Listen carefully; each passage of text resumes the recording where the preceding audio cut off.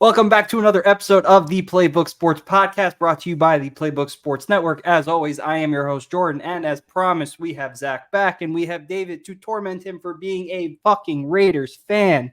My guys, what's up? How's it going, Jordan? How we doing, man?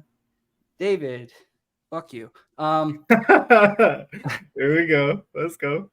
All right, today we're going to knock out top 10 wide receivers. Zach and I, we just did QBs.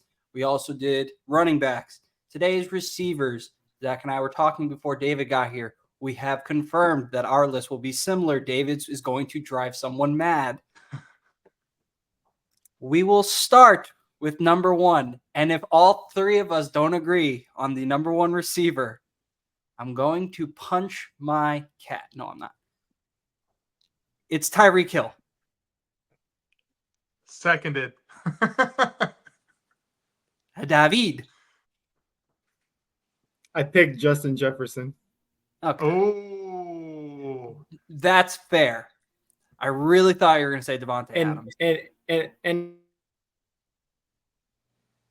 gonna lie to you guys, like it's really based off of just the production both of these guys have done in the last 2 years. I mean, I know Justin Jefferson's, he only played 10 games last season, but overall still over 1,000 yards. So imagine what he would have done if he would have finished out the season. Could have possibly competed with Tyreek. Tyreek at one point got injured too, but overall, I just think that with what Justin Jefferson has done up to now, I think he's still that number one guy right now. Okay, so as the two resident Dolphin fans in Playbook, obviously we're going fucking Tyreek Hill. Of course. Number one player in the league. Exactly. Voted by his peers, so why won't these three losers fucking do it?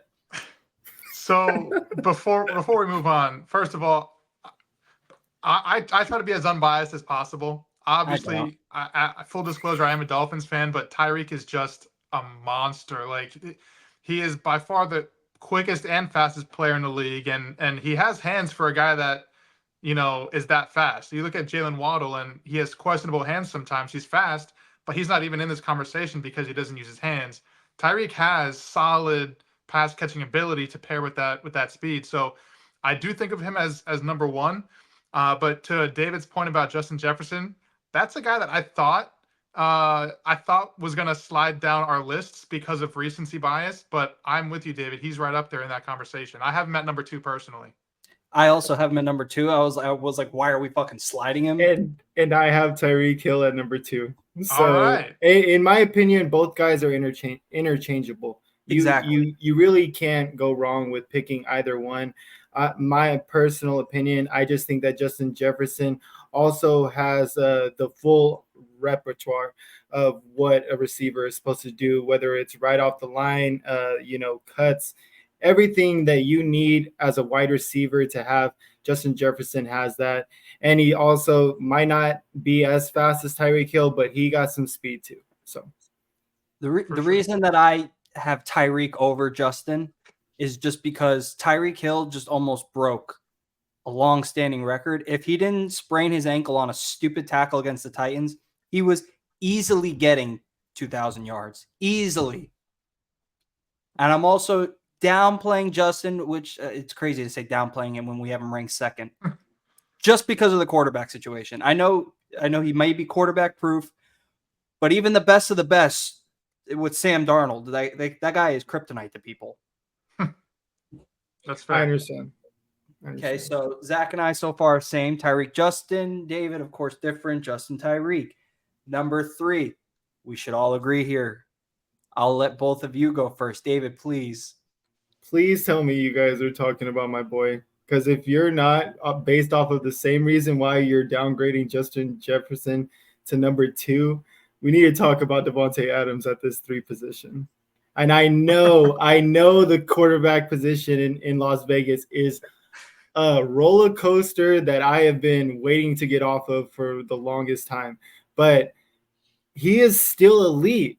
He's still elite at every single thing you need to do. Everything that you saw last year and what Jimmy G was incapable to hit him on, and even Aiden O'Connell, when he got his opportunities, I just feel that Devontae Adams has everything you need to be that wide receiver one. and that's why I rank him at 3. But obviously, last year's production doesn't validate him for 3. But I'm still going to put him there. Zach? So I don't have him at 3. I love him as a player. He is on my list. He's a couple slots down, but we'll get to that on my list. But you can't argue the long-term production and the talent. Like, the guy is a monster. The quarterback play being shaky in Vegas, obviously, it hasn't been the best, and he could obviously be doing better. But the main thing that has me slowing up a little bit beyond the production is the age.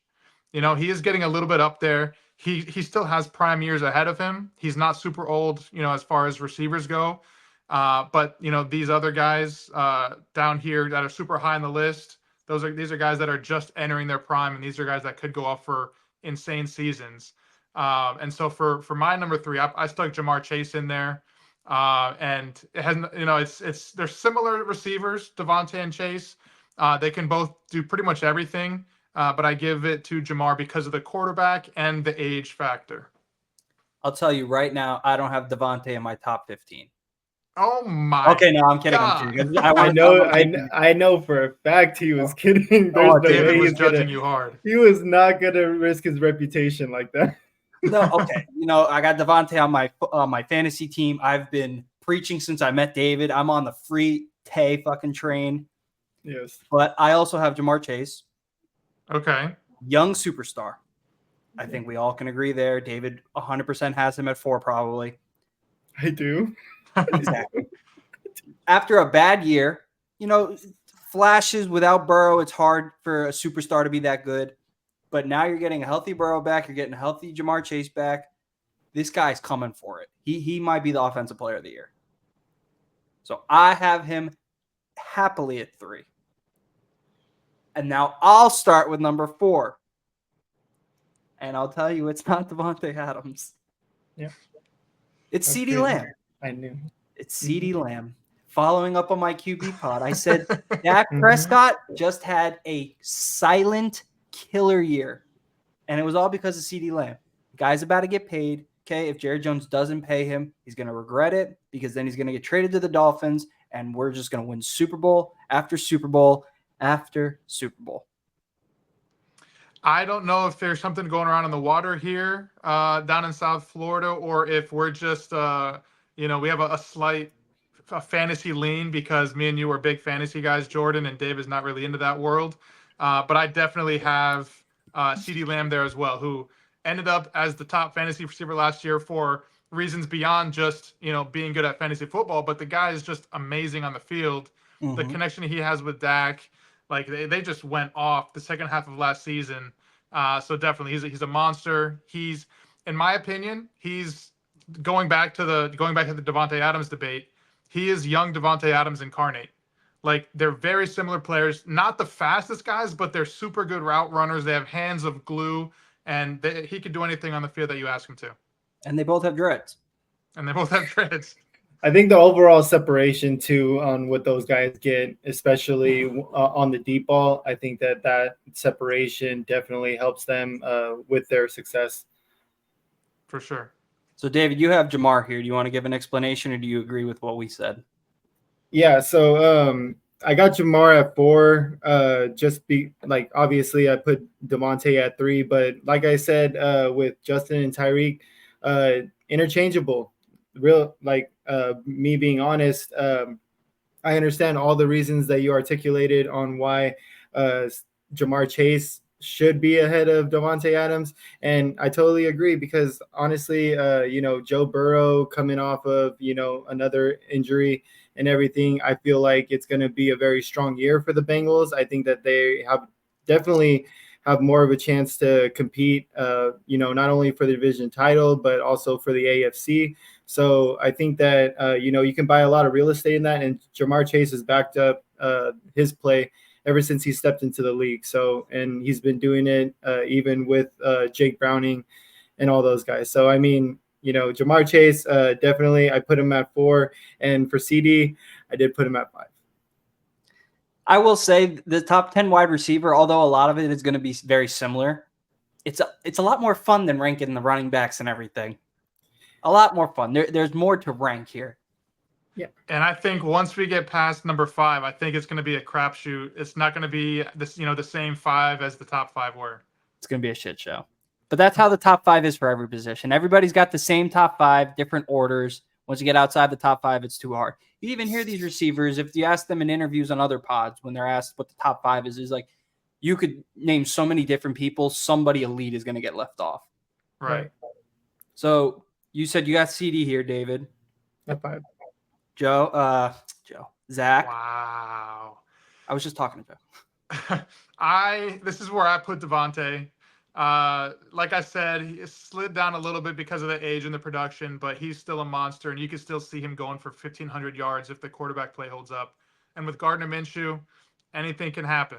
He's one of those guys that it just feels like fate is on his side. He just has that aura about him. So if he can turn out a good year like he did last year with the Colts and Michael Pittman, Devontae could have himself a year. Now, if you're telling me, I don't have Devontae here, but if you're going to tell me Gardner Minshew is solidified the starting quarterback, I would happily move Devontae at 5. But Aiden O'Connell, sorry, David, I love you to death, but can't do it. At 5, I have Amon-Ra St. Brown. Ooh. Young superstar. Wow. And he's somebody that when he was drafted, I understand. I get most of my draft stuff from Zach. He's like, yeah, this guy's pretty talented. And I was like, and then just last year, it's just all of a sudden he's the best receiver. Like, what happened? So I'm sticking with Amon-Ra, and I'm literally buying high on all of the Detroit Lions except Jared Goff.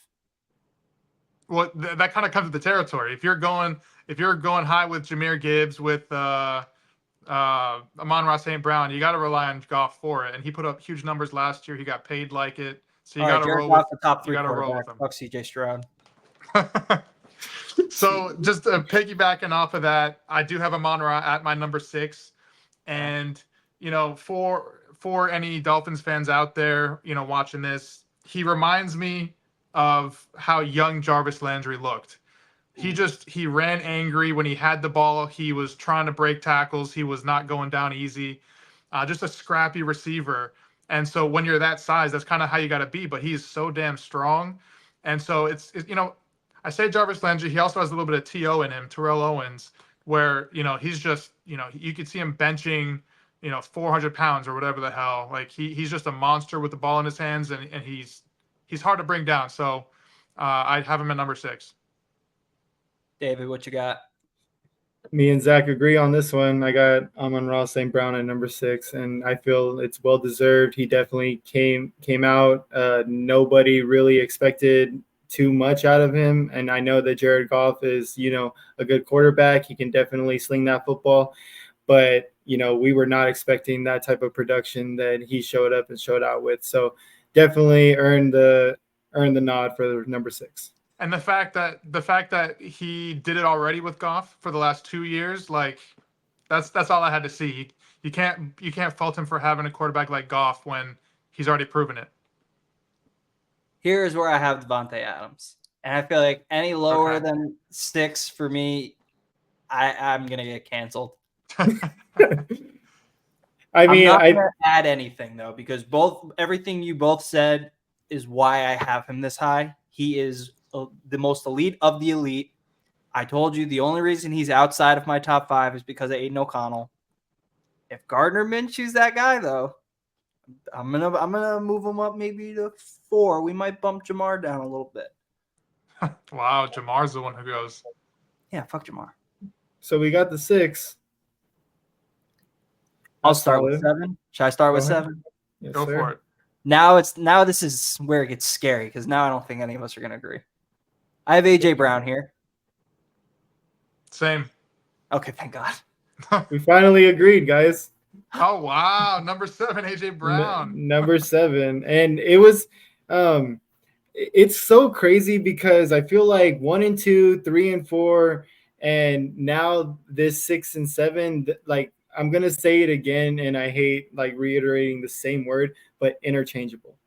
Like either way you go, you can't really be wrong about it because AJ Brown is is a terror with the football. Once he gets that football in his hands, I think he led all receivers last year with broken tackles. I think he had about 18 broken tackles. So he's definitely a monster once he gets his hands on the football. That yak is nasty. I agree. And he's so scrawny. How does he get all that stuff, right? No, he's not scrawny. He is jacked. He is jacked. He's got him. Yeah, for all those reasons. I mean, he has insane hands. He's so physical with the ball, and he's just so good at getting open and creating that separation. Like to be able to high point the ball when you're that strong of a receiver. He is the total package. I know I'm saying that a lot about a lot of these guys, but that's what makes the top 10 so difficult is that a lot of these guys are so great at everything that entails the wide receiver position. So AJ Brown is definitely up there. And like it's weird because I want to downplay him a little bit because I'm out on Hurts, like completely out on Hurts. But you can't deny his talent and his size. If it's a one-on-one ball, you know he's coming down with it. It's like LeBron James going up against Steph Curry. You know he's scoring. Right. Now we'll move on to 8, and we'll start with Eeny, Meeny, David. Well, for number 8, I got a receiver that's been slept on for a few years now. And don't get me wrong, he's a former Super Bowl MVP. And we're going with Mr. Cooper Kupp. Oh. I didn't know who it was. I was thinking someone completely different. I didn't know who it was either, but we are in agreement. I thought he was about to say Odell. Matthew Stafford is still slinging that football in LA. And I love the fact that Cooper Kupp, I know that he has Puka Nacua on his team now, and Nacua definitely showed up and showed out last season. But I still got Cooper Kupp as one of those elites, man. He is definitely a top 10 receiver, no doubt. He always finds the right spot to be in, and he can improvise well with his quarterback to fight off either some extra yards or make a play downfield when his team needs it most. So I definitely feel like Cooper Kupp gets my nod here at 8. So I'm glad we agree on that, David, because I'm right there with you. And contrary to, like I said, I've been calling all of these other players the full package. Cooper Kupp is a specialist. Cooper Kupp is like the Steph Curry of the NFL, where his route running is pristine, and then his yards after the catch are crazy. He's not gonna beat you down the field with speed. He's not gonna out jump anybody. But just with those two things, with the route running and the yards, running after the catch, he is the most elite, and so he does the most with what he has. You have Cooper Kupp at 8 too? Yes. Whoops. Let's hear it. I don't have him in my top 10. It's okay. He forgot about Cooper Kupp. I did forget about Cooper Kupp. Hey, it's okay. Who's your number 8, man? Who we got? River Craycraft. No. Oh. Garrett Wilson. I'm going Garrett Wilson. Garrett Wilson. Wow. Okay. The guys had 2 back-to-back 1,000-yard receiving years with Zach fucking Wilson as his quarterback. Okay. He just got a minor upgrade to Aaron Rodgers.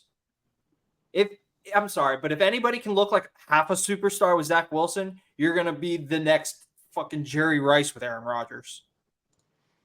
So I'm all the way up on Garrett Wilson. Like, so far up, I would have put him in the top 5 to start some bullshit, but I really didn't want to get into it. So I actually don't have Garrett Wilson on my list. Okay, well, he is an honorable mention. He would have been probably 11 or 12 with me on my list. I see the potential. I see the fact that he's done good with shit quarterbacks, but it's one of those situations where you need to see it to believe it. And he does have all the talent.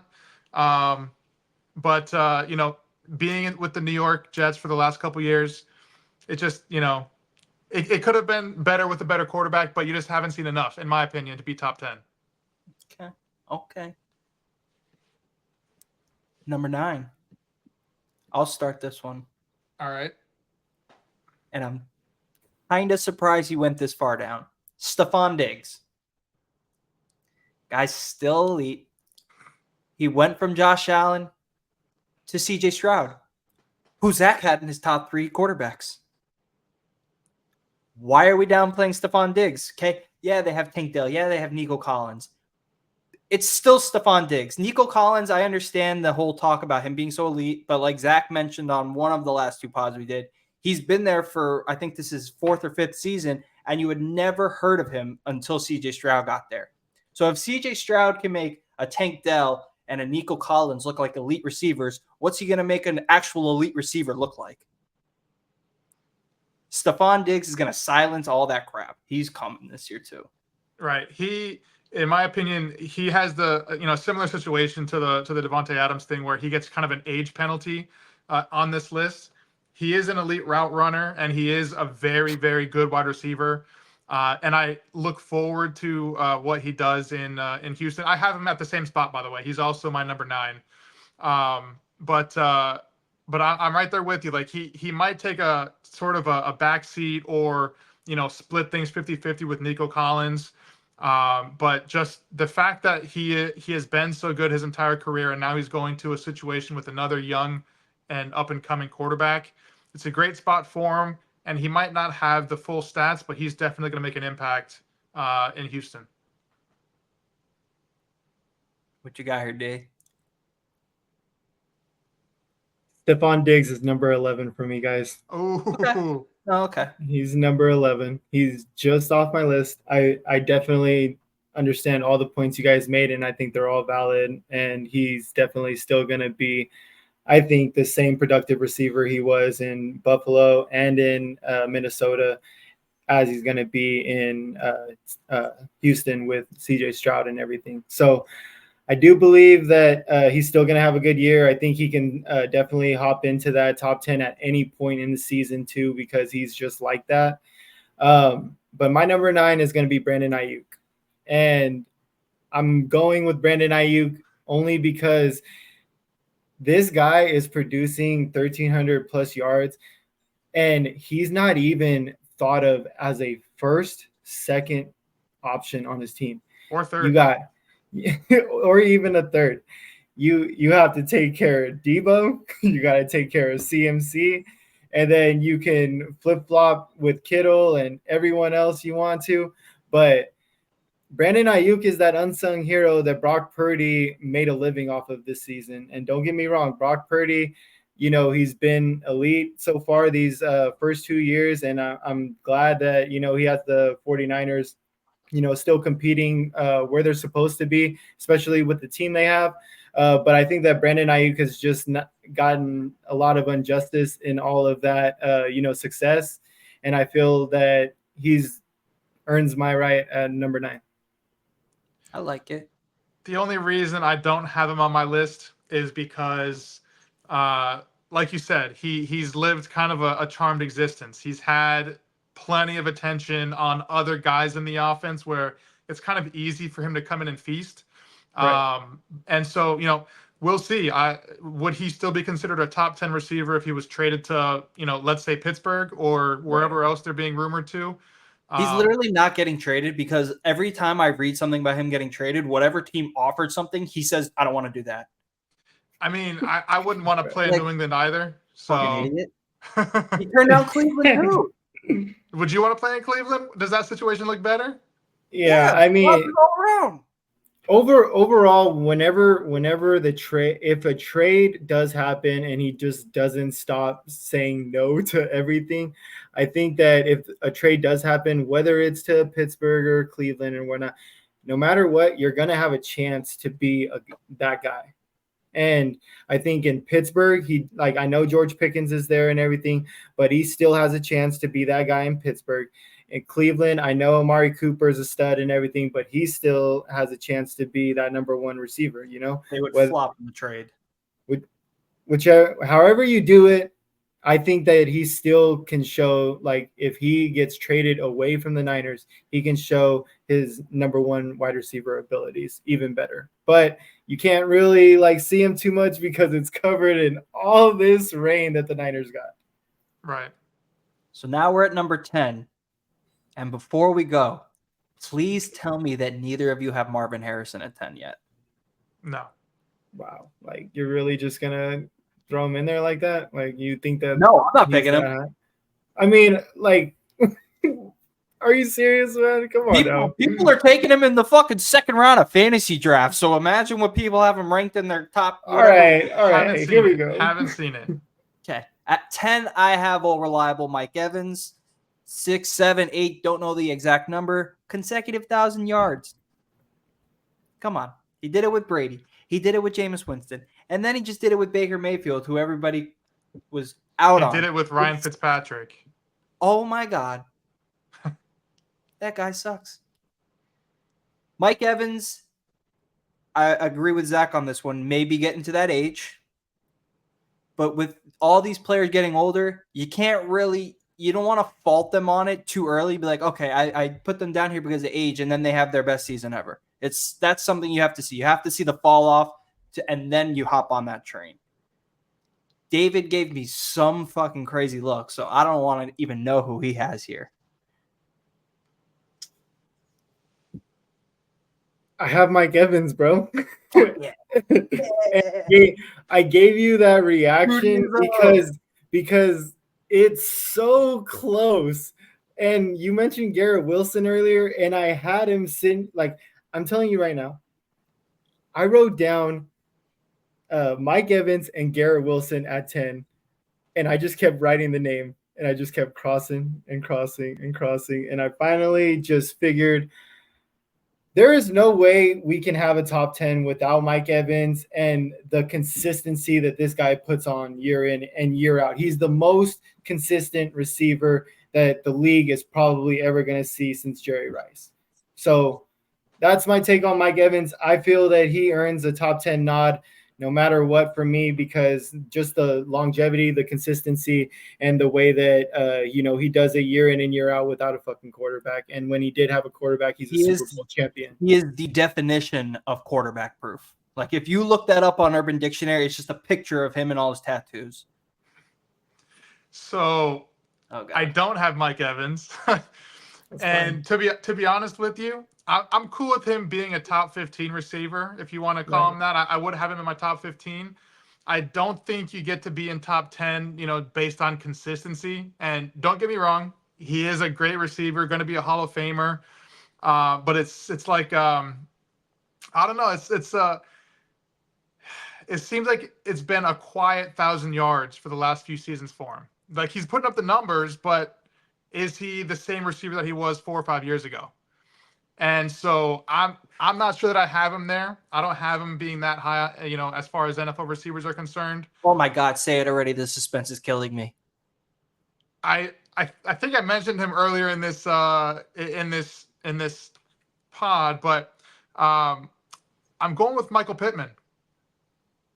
Oh, I'm going with Michael Pittman. And this is the best pod ever. Jordan's silence is deafening. I think that Michael Pittman, obviously he had an up and down rookie year, but since then he has done really well. Last year he had Anthony Richardson for the first couple games, did amazing. Had Gardner Minshew for the next 12 games or so, and was still putting up. I think he put up 12 or 1,300 yards last year, if I'm not mistaken. I think that he does have a really strong game. And he's one of those big receivers that can go up and get a pass. He's one of those physical receivers that can be an end zone target for you. And I think he's like 6'4", 6'5". So I think he is the full package. And I stuck him above my 2 honorable mentions, which were Chris Olave and Garrett Wilson, just because he's had more of an impact in NFL games than those guys have. He can take over a game from the receiver position, and he's just shown more than those other young guys that I think might all be from the same draft class or 1 year apart or something like that. But I really like Michael Pittman going into this year. David, you have any honorable mentions? Yeah, I wanted to send Mike Evans and go with Garrett Wilson at 10. And I'm gonna put Mike Evans and Garrett Wilson as my honorable mentions. And by the way, for anybody that has a problem with this top 10 and us not putting Debo in, get a life, because he's not just a receiver. He's an all-around football player. Like He's you a said, weapon. he is. Debo is my honorable mention. He is literally one of, if not a top 3, one of the best weapons in football right now when healthy. You can use him everywhere you want. It doesn't matter where. He is going to get in where he fits in. And once he gets that ball in his hands, he's a monster with it. So I get it with Deebo Samuel and everything, but I'm sorry. When it comes to these elite receivers, I cannot put Deebo Samuel in my top 10. The only one I don't agree with on Zach's list is Chris Olave. My honorable mention. Honorable mention. I don't I know. think I'm gonna say that I think the talent is there. The talent is there. say- Derek Carr is too, though. Yes. Thank you. That's exactly where I wanted to go with That's that so funny, because too, because hey, you want to talk about roasting Carr. Devontae Adams quarterback situations. I mean, I get it, man, but you got Derek Carr. So, and then on top of it, if Derek Carr ends up, flopping during the season, then you got Spencer Rattler. I mean, I don't know. Chris Olave, don't get me wrong. He's been great. I think he definitely can be a top 15 receiver in this league. Quarterback play. Yeah. That's why he's not top 10. There I for one am surprised I didn't hear Puka Nakua's name come up here. Yeah, you can't put him over Cooper Kupp yet. I have him written down at 14. But you have Cooper Kupp ahead of him. Yeah, he had. Yeah, of course. I have no problem with Puka being top 15, but I'm not putting him over Cooper Kupp yet. Absolutely not. He does what he did last year again. Okay, yeah, bye, Cooper. My 2 honorable mentions aside from Debo, Cooper Kupp, and who was the other one? I was just thinking of his name. Deebo Samuel. I said Debo. Where is it? Amari Cooper. Can't sleep on Amari Cooper. We do it every year. Yeah, over the hill. We said that last year too, Zach. And what happened? Deshaun Watson. I'll give you that. All right, but that is our top 10 wide receivers going into the next season. Once again, we will be back very shortly with the top 10 tight ends.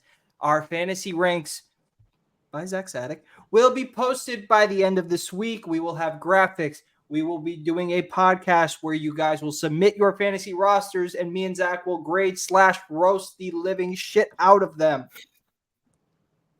Guys, is there anything you want to say before I let you go? Until next time. See you shortly.